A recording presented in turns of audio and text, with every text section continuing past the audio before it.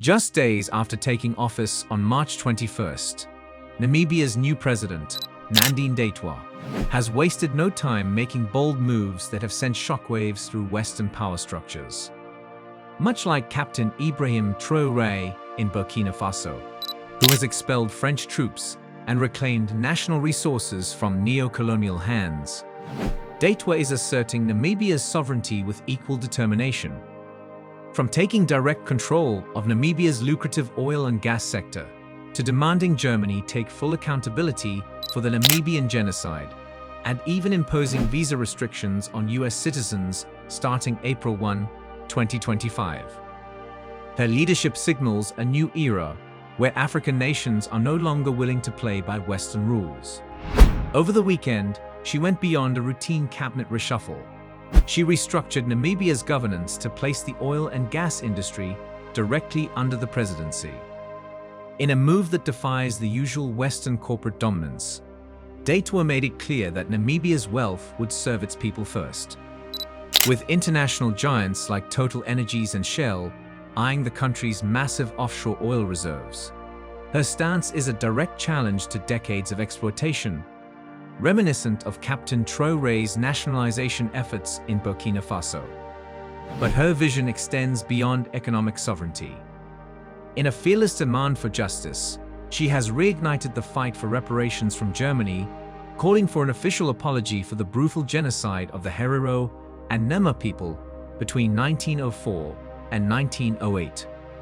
Unlike past leaders who faced Western resistance, Daitwah refuses to settle for symbolic gestures and token compensation, insisting on a settlement that truly acknowledges and rectifies historical injustices. And then came the visa announcement, a policy shift that reverses decades of Western privilege, forcing US citizens to obtain visas before entering Namibia. For years, Western nations have imposed harsh visa restrictions on Africans while enjoying unrestricted access to the continent. Now, Namibia is demanding the same respect it has long been denied. More than a bureaucratic change, this move is a statement of dignity and self-respect, echoing the broader African awakening that leaders like Traoré have championed. With these decisive actions, Nandine Daitwah has firmly positioned herself among a growing league of African leaders who are unapologetically reclaiming their nation's sovereignty.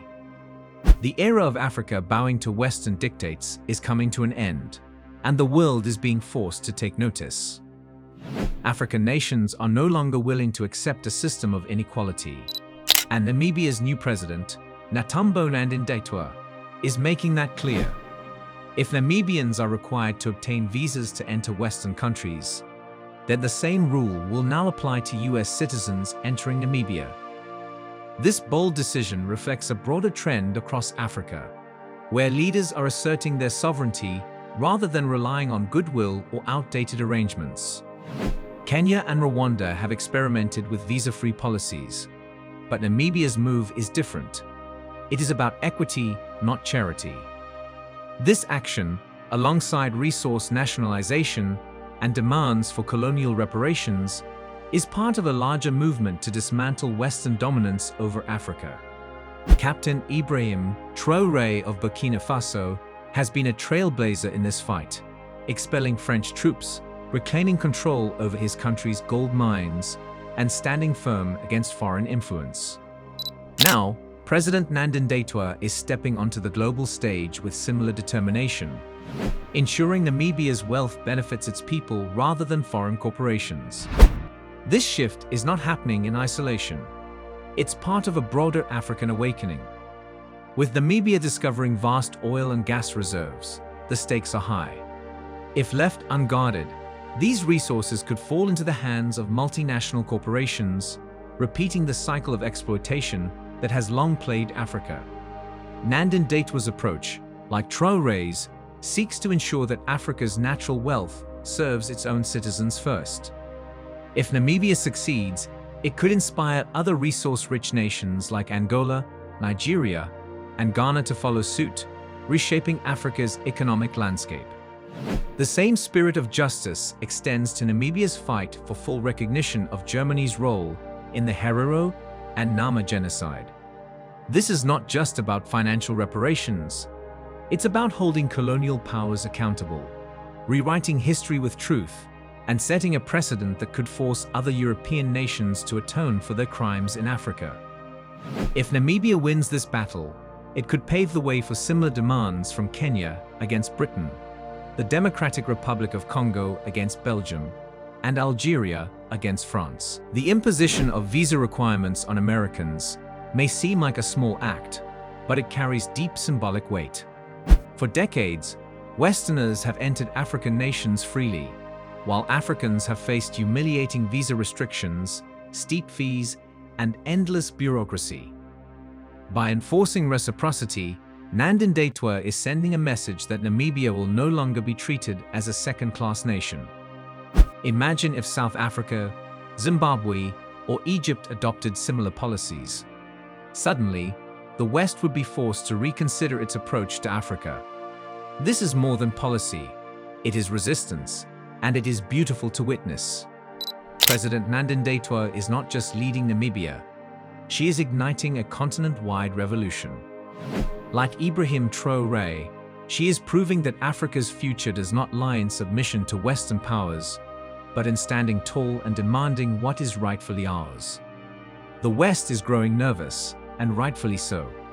For too long, they have dictated our fate, exploited our resources, and dismissed our demands. But with leaders like Nandine Daitwa and Traore at the forefront, the power dynamics are shifting. This is not just news, it is a call to action. Namibia's oil wealth could transform not only its own economy, but also serve as a blueprint for other African nations. The demand for colonial reparations could spark a reckoning across the continent. The visa policy could force Western nations to rethink their entitled attitude toward Africa. This is the dawn of a new era. Netumbo Nandi-Ndaitwah is not playing small. She is fighting for Africa's dignity, just as great leaders like Nero, Nkrumah, and Sankara did before her. So, my fellow Africans, watch her. Support her. Learn from her. Because what she is doing is not just for Namibia. It is for all of us who dream of an Africa that is unshackled, unapologetic, and unstoppable. The West may be uneasy, but we are rising. With leaders like Netumbo Nandi-Ndaitwah and Ibrahim Traoré leading the charge, there is no turning back. Forward ever, backward never. Africa is awake, and the world must take notice.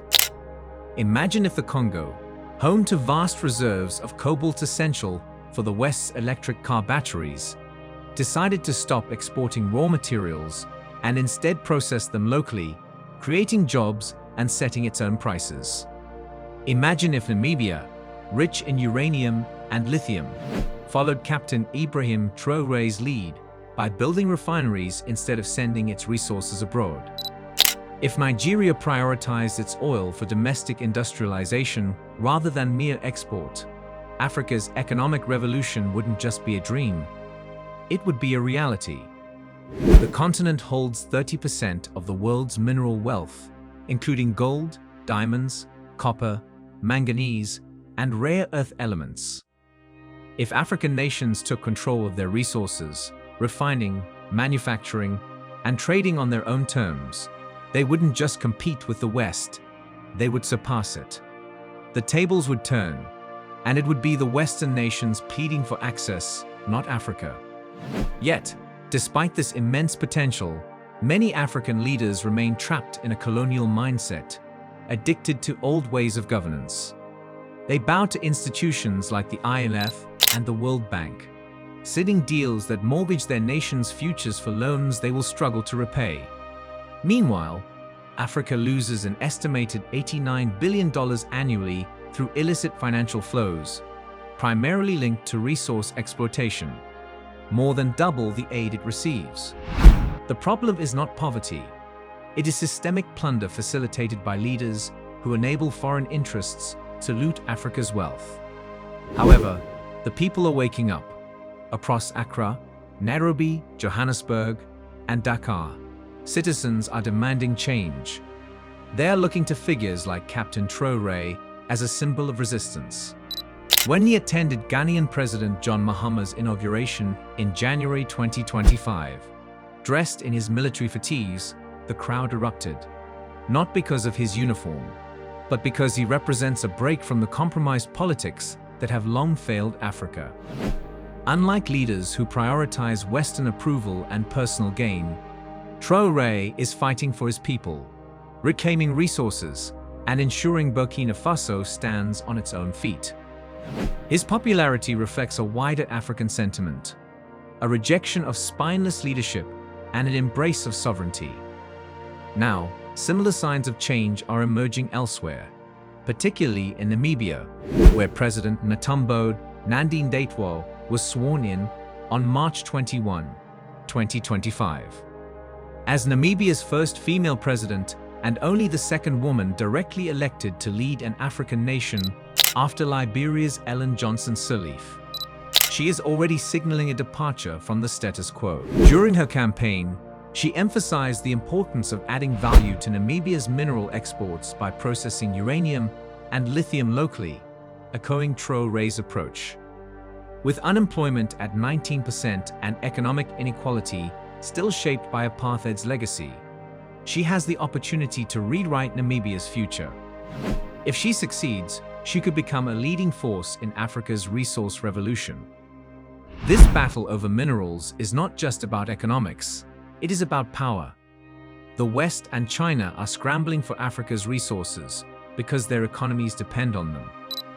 They need Africa's cobalt for their technology, lithium for their green energy projects, and gold for their financial security. But what does Africa receive in return? A few low-wage jobs at the bottom of the supply chain, while foreign corporations extract the lion's share of the profits. The system remains structured to keep Africa dependent. Colonialism did not end with political independence. It merely evolved into economic domination, disguised as development aid and foreign investment. Captain Traoré sees through this illusion, and he is not alone.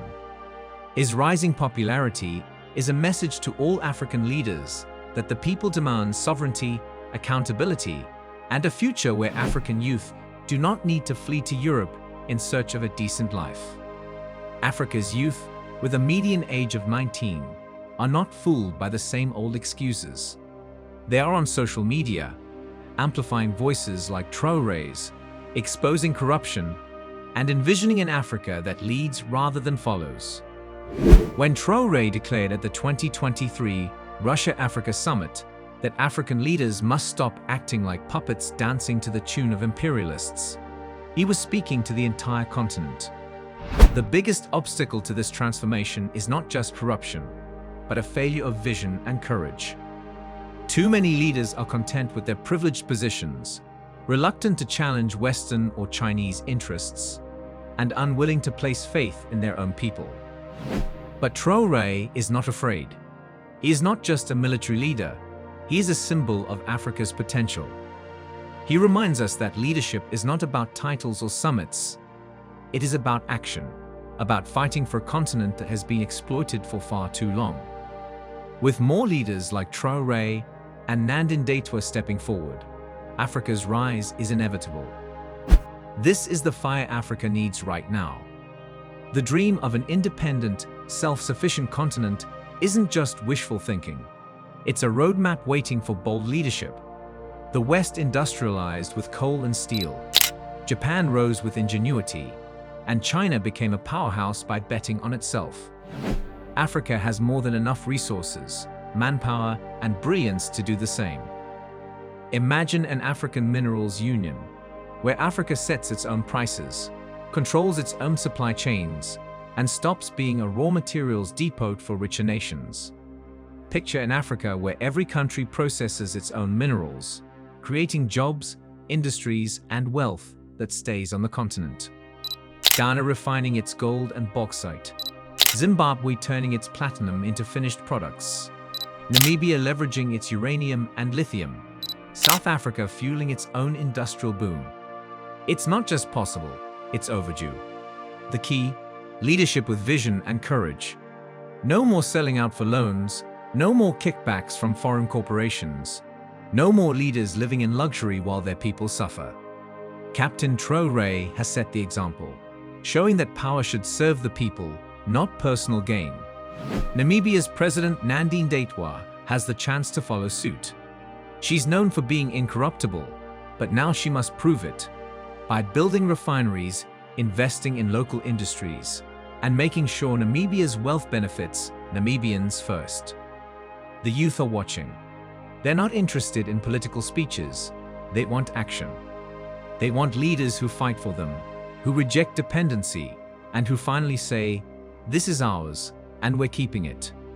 If we stop begging, stop borrowing, and start building, the world will have no choice but to recognize Africa's power.